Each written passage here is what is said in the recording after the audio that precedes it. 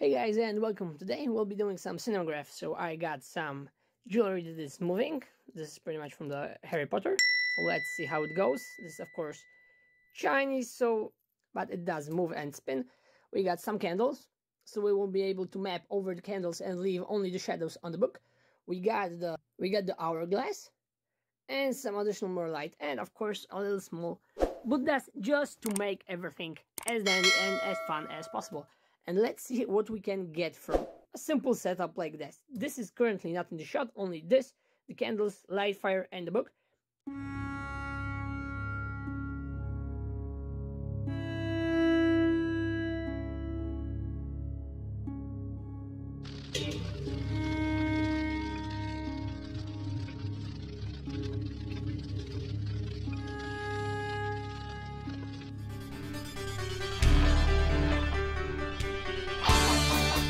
Hi and welcome. Today I will show you how to make a seamless cinemagraph in DaVinci Resolve in 5 minutes flat.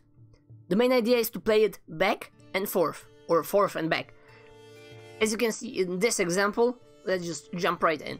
I start the clip by spinning the time turner. Boom. It's spinning, and at some point it stops. So I just copied the clip, cut out the part, and as you can see here, I reversed the order of the second clip. So now I'm playing the original video, and then the next part is in reverse, giving how little movement there is inside the frame. It looks like a very seamless, nice cinemagraph, and there are no problems with skipping a frame or that there are some details that are not exactly aligned. This will be always aligned, because when you copy the clip and this is your second part of the clip, you can still cut this clip that is reversed and start the next clip also in reverse. So you will have a seamless loop as long as you like. And pretty much then you just simply copy everything all together and you can play it as much as you like. But that's the bottom line. This is the simplest technique. So let's do this, and how to do it in a finished photo. In DaVinci Resolve. This is our clip. As you can see, it's pretty simple, but there is this part when the book moves. And if I would like to just create it like that, I will have this jump here. It's maybe not that much visible, but I can feel that it is there. So what can I do? If I copied the clip already, I can just click change clip speed, reverse speed, change. And now, as you can see, it's seamless. The last frame, it's starting in the next clip, it's the same. You won't see anything, and that movement here, it's pretty much the same. You won't be able to tell the difference. So what do we do right now? We create a new compound clip, which will glue those together. Let's move this up. Let's copy this in the first track.